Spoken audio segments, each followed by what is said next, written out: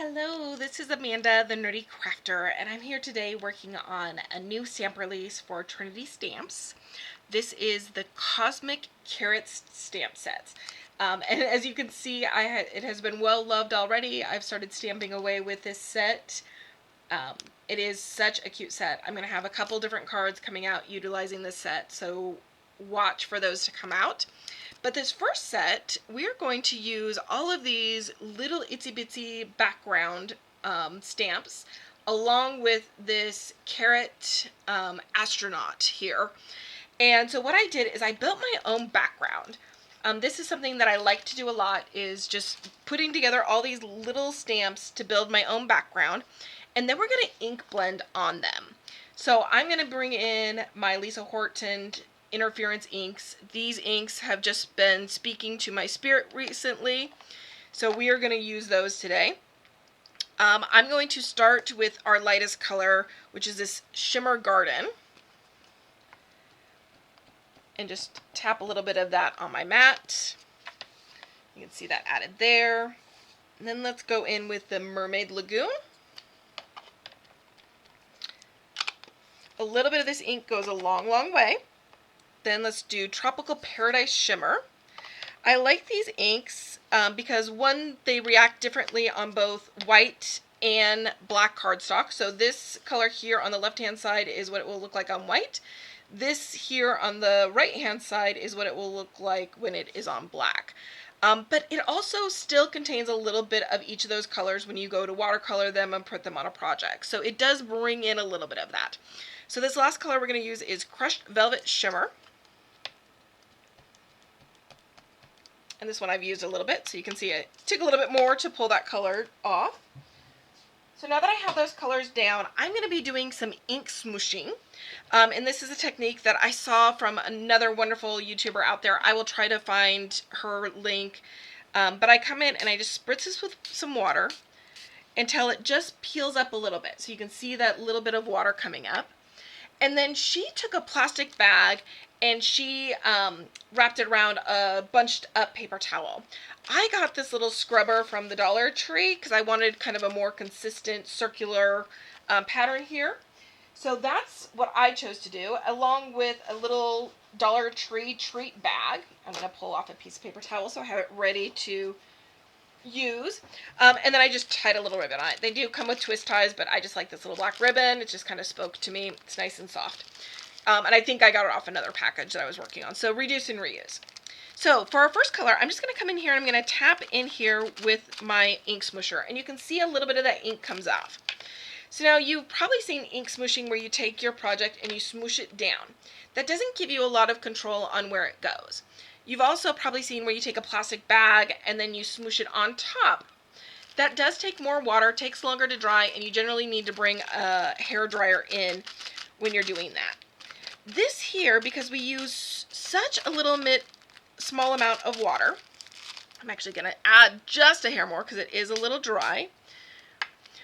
It takes just a little bit of water, and because we're just adding a small amount to our project, it dries so quickly that we don't need to dry it in between. So this is already dry. So if I hold this up, you can see some of those two-tone colors coming in, but this is already dry and ready for me to move on to my next color. So this allows me to move through my colors really quick, really fast. I can layer them, I can add texture and dimension, I can add as much of each color as I want. I kind of just do what speaks to me. This also lets me kind of see what I'm working on. Oops, that pink's a little more juicy than I wanted, so let me just tap that off a little bit. There we go. I don't want it to be over juicy because I still want that texture. I want it to look like it's pebbled. So these are pigment-based inks. They do work fabulously with watercoloring. So I do tend to watercolor a lot with them. I'll bring in a brush and we'll be doing some of that watercoloring here in a little bit. Oh, this purple's gorgeous. Now I did lose a little bit of that green and that teal in here as I've added my layers of color on. So I think I'm going to go back and add a little bit more of that. So I did get a little bit of a blob of color here, which is okay because that just means it's an opportunity for me to embellish. I try not to restart projects if I can at all avoid it. I do have oopses every once in a while where, yeah, you just have to restart. It's only paper. Remember, we're doing quick, fast, and simple projects. So if I have to restart for some reason, it's not overwhelming. I did not spend 5 hours coloring something and then to get a blob at the very end there. So a couple different things that I can do. So one, it is a water reactive. So I can come in with a little bit of water and kind of spritz it in that area. This will allow me to pick up just a hair of it. It's not picking up a lot because it is more of a pigment based. But I do have another element to add, which is this super cute carrot that we're going to be adding on in just a minute. So that will allow me to kind of mask that just a little bit. Again, opportunities to embellish. So before I go any further, I'm going to be setting this down on some metallic cardstock, and I like to distress my edges. It's something that I do in most of my projects. So while I've got this here, I'm just going to bring in my favorite distresser, which is my Catherine Pooler Over Coffee, and I'm just going to quickly come in and distress these edges. So I do have a couple different methods for distressing. So I either utilize these mini ink blend or ink distressor brushes, or I bring in the beautiful brush that I have from Trinity Stamps, which I will do in just a second because this is just not getting the color that I'd like. So I'm going to come in, I'm going to spin my mat around and actually wipe it off a little bit, because even though I'll be getting on the back side of my mat, I still don't want to have any uboos. And I'm going to bring in our brush. So this is the blending brush that Trinity Stamps has, and it is a gorgeous, gorgeous brush. I always tap off first and then blend in. This allows a little bit of ink, and I can build it up as a nice little distress edge, gives a little bit of dimension. So there's a few different ways that you can get dimension and texture on your projects. You can add foam tape, you can add layers of cardstock, so if you put 2 or 3 high, it will add shadows and dimensions, or you can just do a little bit of ink blending. And that just adds a little bit of distress around that outside edge, and then look at that gorgeous galaxy background. Just lots of little beautiful colors. Because of those interference inks, it does add a little bit of shimmer to your project without having to add it by adding additional Wink of Stella or pixie dust or any of those items. So I'm going to take just a second here and clean off my mat. I just spritz it a couple times with my water again and then wipe that right off. I like just a laminated piece of paper. It helps a lot when I'm doing watercolor projects or ink blending projects. And now for our carrot. I'm going to zoom in a little bit as we watercolor this carrot so you can see what I'm watercoloring. So now I did go ahead, I didn't want you to have to watch me, I call it cussy cutting when I have to fussy cut things out, but I cut out this little flame here, or the tail of our carrot, and I added some vellum on the back of it. Pear Blossom Press has these little sheets of 4 1/4 by 5 1/2 vellum paper, and they're in all different colors. So it has a variety of colors that you can choose from. I'll just open this up so you can flip through it real quick and see. We have some golds, some pinks, oranges. It's just the color of the rainbow in here. So you can see all these beautiful colors of the rainbow that are in here, so you can add those to your projects.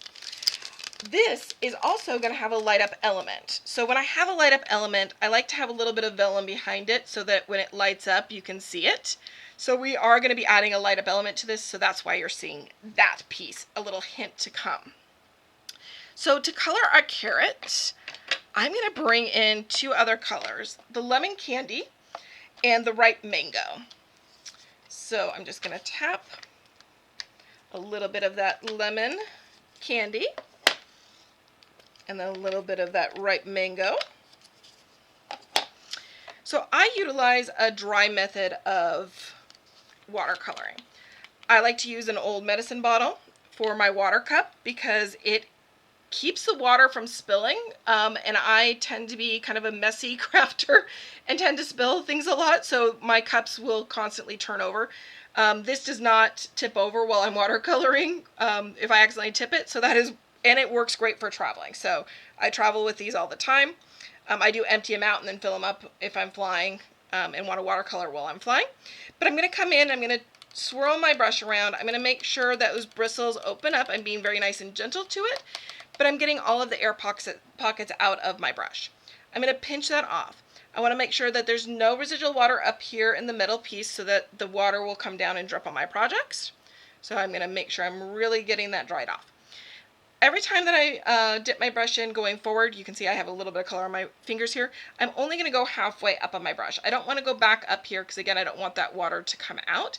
And then I'm going to pinch off the water every time I put water on my brush. This is more of a dry method of watercoloring. So dip it in, pinch it off. You will see me do that over and over. This dry method of watercoloring, what it does is allows you to place the color down, but you go lighter and then darker, and also the water dries super fast because I've added such a little bit amount of water to this. You can see I'm not getting a puddle, or I call it a poodle of water on my project because I've pinched that off. Now when my color stops moving, so as I'm coming down here, it's not moving around as much. So I'm going to dip in again, pinch off, grab some more color. And I'm just coming in, I'm tapping the color in. So these inks are a little drier than some of the other inks out there. I generally watercolor with a Tombow marker. They do tend to stay a little juicier on my mat, not requiring as much water when I pick it up. So as you change between mediums and as you change between brushes, whether I'm using a number 4 or number 1 brush, you will find that the amount of water that you need and how often you have to dip it will change. So just be aware of that. It's okay. As you start to learn your watercolor brush, like I said, I can kind of see when my color stops moving. So as I'm coming here, I'm getting lighter and lighter as I go away. That means I'm going to try to pick up some more ink. If when I go to pick up more ink, it stops moving, so when I go to place it down, it kind of just sticks and it's not going anywhere, that means I need a little bit more water. So I grab my water, pinch it off, and there may be a little bit of color on there, so I do keep a paper towel close by. I'm okay with my fingers getting a little dirty. A little Dawn power wash takes away the ink, or just wash your hair and that ink will go away on your fingertips. It is amazing how the exfoliation of your hair will help exfoliate and clean off that ink from your fingers. At the end of a weekend where I'm crafting or at a retreat, my fingers are always a different color, and a little hair wash will take that right away. So I'm just coming in, this is my first layer of color. So I can come in, there's a couple different ways to get a little bit lighter color. I can just add water and then push my color out. So this is just kind of a scrubbing or pushing of the color out to make it lighter. Also, when I go to blend my two colors together, I'm just going to have a wet brush and just push those colors together. Now, if you noticed, when I put my color down, I'm going to add a little bit more here. I'm doing it in kind of a tapping or flicking technique so that these are uneven lines here.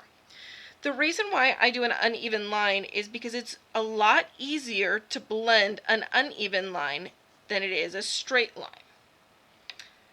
If it's just a straight line, if I come in and I just draw a straight line right along the outside edge here, when I go to blend it, I have a lot harder time blending a straight line than I do a textured or padded line. So I find very often that I'll either do, like this is a scrubbing, this is more of a flicking. So any technique that I can do, this is a carrot. All carrots in nature are kind of lumpy, bumpy, and have different colors mixed into them. So I'm going to come in and just tap in some color. My light is at the top, so that's why I added the yellow to the top of my project and the orange towards the bottom. But I like to have texture. I like to have dimension. I don't want it to be all one color and flat. So I'll come in and I'll add some water. I'll move my color around. For me, watercoloring is so soothing and relaxing. It is the chance for me just to play. My day job is very technical and analytical. I'm dealing with Excel spreadsheets and data all day long and technical questions from staff. And when I come to watercolor, it just is freeing to me. It's a chance for me to play, to go back to our childhood and just relax and play and have fun and not have to be precise and exact. The next color I'm going to bring in is a little bit of our gray, and this is the Regal Gray Shimmer. My bunny is going to be gray, and then I need a little bit of the pink. So I'm going to bring in the tropical pink shimmer again for his nose and a little bit in his ears. Now this is a very bright pink, as you can see. So I'm going to be very light with the pink. I'm just going to grab a teeny bit, and I have a little extra water on my brush, but that's just a teeny bit, because I want to lighten that down to start with. And I'm going to add a little bit of pink to our bunny's ears. And it's very faint, very light. It may be even a little difficult for you to see on the camera, because I just want it to be very, very light. For the nose, we can grab a little bit darker. And then I will come in and add some cheeks after I'm done doing the gray. So our bunny is going to be a kind of white-gray bunny. So I'm just going to grab a little bit of the gray. This does have a little bit more water on it, so you can see I've got water here, but I'm tapping that off, so I just have a little bit of gray. And I'm just going to come in and add a little highlight. I'm going to leave a lot of white here. So in nature, there's no such thing as white. So there is no pure white. There's shadows against everything, and there's not really a real white. It's always highlighting off of something else, or reflecting off of something else. So our bunny's gonna be kind of a white with some gray shadows. I want to leave the face very white for a highlight. To me, watercolor is so quick, so fast. It really gives me the ability to come in and finish projects in a very short amount of time, which I love, because I like to come in and work on something, but have something finished in a very short amount of time. I don't have a lot of time to craft, so when I do, I want to come in and kind of have the biggest bang for my buck and get a lot done at once.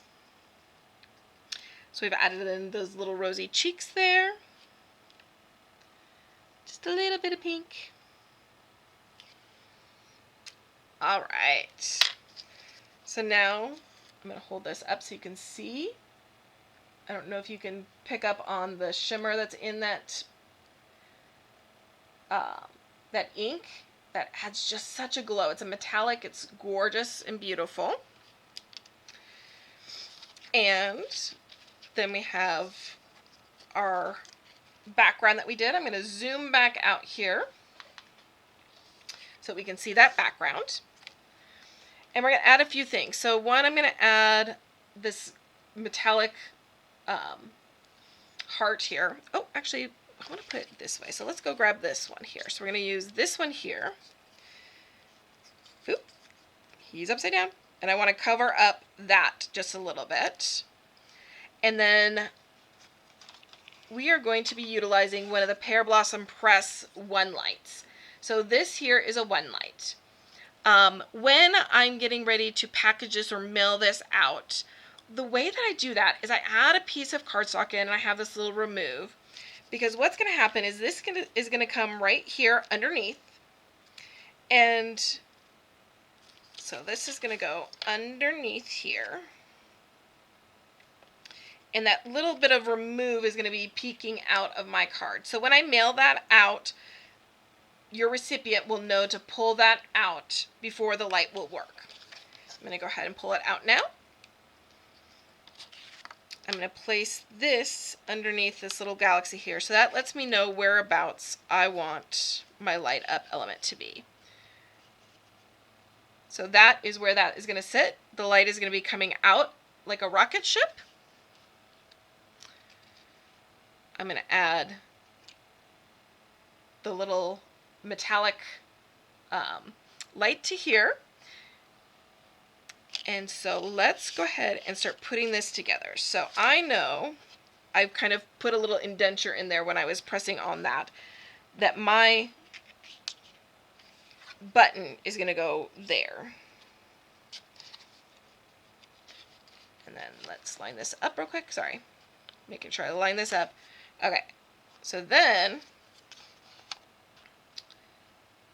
let's see, I like it right there. So he's shooting for that other planet over there. Let's go up just a hair more. Oh, down just a hair more. There we go. Okay, there we go. Right there. Because that allows me to cover up that little oops a little bit. So that's about where I want my light to be. So I'm going to turn this over, and then I'm going to grab a pencil. I'm just going to mark in where that light's going to be. So this helps me know how to get it back in that same spot again. Okay? So in order to add the dimension that I need for my light up element to sit here, I need to add some foam tape around this to help it stand up. Now I want to make sure not to put it down in this area at all, because I want that light to be able to radiate out. So I'm going to grab some of our World's Best foam tape, which I just placed in a very safe location. There it is. And the World's Best foam tape comes from Pear Blossom Press, which is where we get these light up elements from. And I'm just going to grab a nice big strip of this, because I'm going to add a nice thick strip here.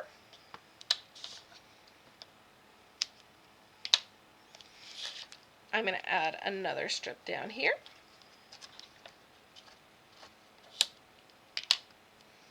Any extras that I have, I just place on top of my foam for later.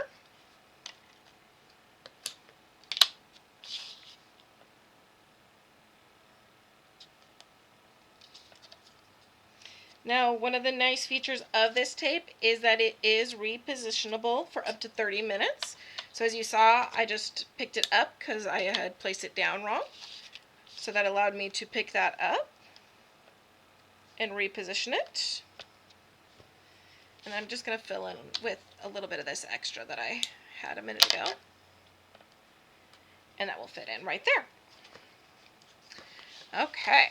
So then my light up element is going to go there. It's going to slip right in there. And for this, I take a piece of double-sided tape and place that on the back. Some of the light up elements do come with the backup tape on the back. Some of them do not, so it depends. This one light came out of the Halo set, so they are not on the back of those ones. So this is the metallic background. This is very shimmery and bright.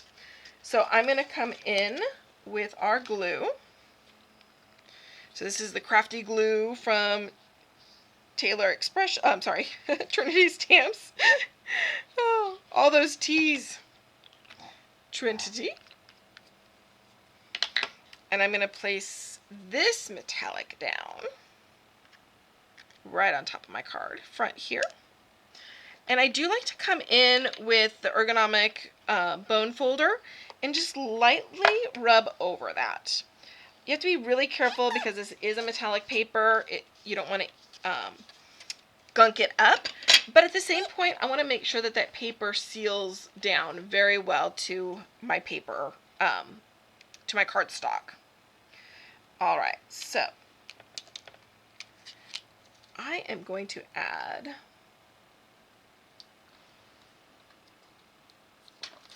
a little dot, a glue dot, to the front of my my light element, because I want it to sit in its location for just a minute. Oops, so I just double tested it, and look, I put the light on backwards. That's why I dry fit everything before I do permanent. Double check the front where that's going to be. Perfect. And then we're going to add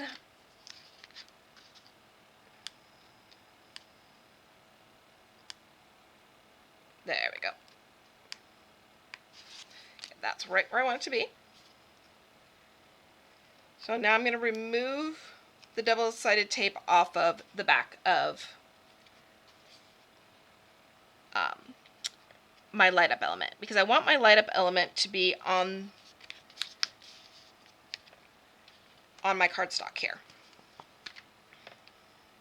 So now this card is going to be going to a show, so I generally cover this up to test it so that I don't blind you when I turn it on. So this card is going to be going to a show, to Creativation here in a few weeks. So I'm going to actually do something a little different, and I'm not going to adhere this completely down. I'm going to do a flip up element so people can see what it looks like underneath. This will also allow me to remove that battery while I'm traveling, so that way the battery doesn't burn out, or I can add in that remove paper that I was just showed you a few minutes with. So I'm just adding a little bit of glue to, I pre-stamped and pre-die cut a little piece of metallic, one of our galaxies here. So now, since we've already got a lot of texture and dimension because of the foam tape, with this one, sometimes I don't like it to be flat because then you can't see any shadow underneath it. So what I like to do is actually grab some of my scratched piece of paper, and I bring that in to add as kind of the faux foam tape. So I'm going to come in with this. Now this is my Canson XL watercolor paper, so it is a little bit thicker. That's the same paper that I used for to watercolor on here. And this is just going to add a little bit of dimension to this project. It's amazing how a little bit of foam, a little extra cardstock can add so much dimension to your project, allowing for a little bit of shadow to show underneath. So this is how we use up our scraps.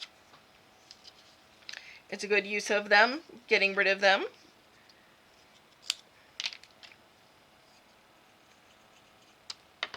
So I'm just going to come in, add in another layer.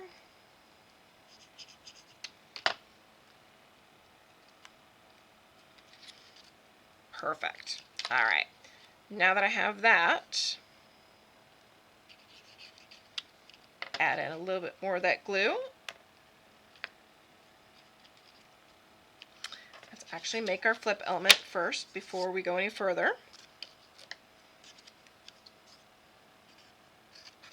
So I'm just going to come in with a piece of my card scrap. I'm going to remove the backing tape on the front, on the top one only.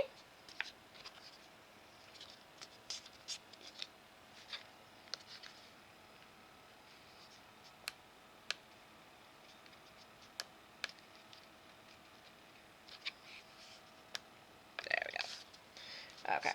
Make sure that that is burnished down very well. And then I'm going to add glue to this side. So with the Pear Blossom Press Light Up Elements, there is a stamp set that is available that adds push, pull, remove. So that's where I got the remove from earlier. And this helps you find and direct people to where, oops, didn't mean to hit my camera there, where that little push button is. So I went through and I did stamp a little push earlier. Sometimes I'll go directly onto paper, but because this paper is already interactive, I didn't want to, it wouldn't show up very well if it was put on top of it. So I've got my push here. I have my galaxy here, and then I did put my carrot somewhere very safe. So I'm going to press down on that so I know where to line up my carrot as we glue that one down. Now you'll see that there's a little bit of give here in the center because I didn't add foam tape to that section there. So that is telling me that actually it would probably be a good idea to add a little bit more foam tape for some dimension in there. So you do want to kind of be cautious of where the light is, because if you add the foam tape too close to it, you may actually see it in the light when it lights up. So I'm being cautious of where I'm placing this. The light's going to be here, so I want to make sure I have a big enough area around it that that light can still diffuse. But at the same point that my card is not going to cave in when you press in the center there. So let's add, I'm going to close up my water before I accidentally spill it, because anybody that knows me knows that that is a high likelihood. But I want to add just a little bit of extra bling to my project, and we do have some new embellishments that it came out with this collection also. So Trinity Stamps came out with 24 carats with veggie sprinkles on them. So I'm thinking that some sprinkle carrots on this project would be really, really cute. So maybe if I come in, let's see. Some of these bigger ones might be a little more difficult for my embellishment wand to pick up, but there are some teeny tiny ones in here that would really, this is what my embellishment wand is made for, picking up the little ones. So I'm thinking let's do 2 small ones up top. And we've got these ones here, so let's do 2 down at the bottom, and I'm going to add 1 more small one up at the top here.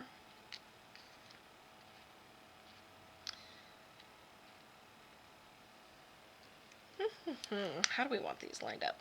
I think adding the embellishments are probably one of the hardest pieces to a project. You're almost at the end of it, and then it's like, oh, I've got to add just a little bit of bling to the project. So I'm liking where the bottom ones are. The top ones aren't speaking to me, so let me see if I can find another one. Oh, there's a baby one. So maybe we do 2 of the medium ones and 1 of the baby ones. There we go. Much better. Okay. So then I'm going to move these out of the way just a little bit. I'm going to add a dollop of glue. Again, these larger ones, probably a little tweezer, or they are big enough just to pick up with my fingers, not a big deal. But for these littler ones, definitely my embellishment wand is going to be super helpful in picking those ones up. So just pick up that, place it in the glue. And there we go.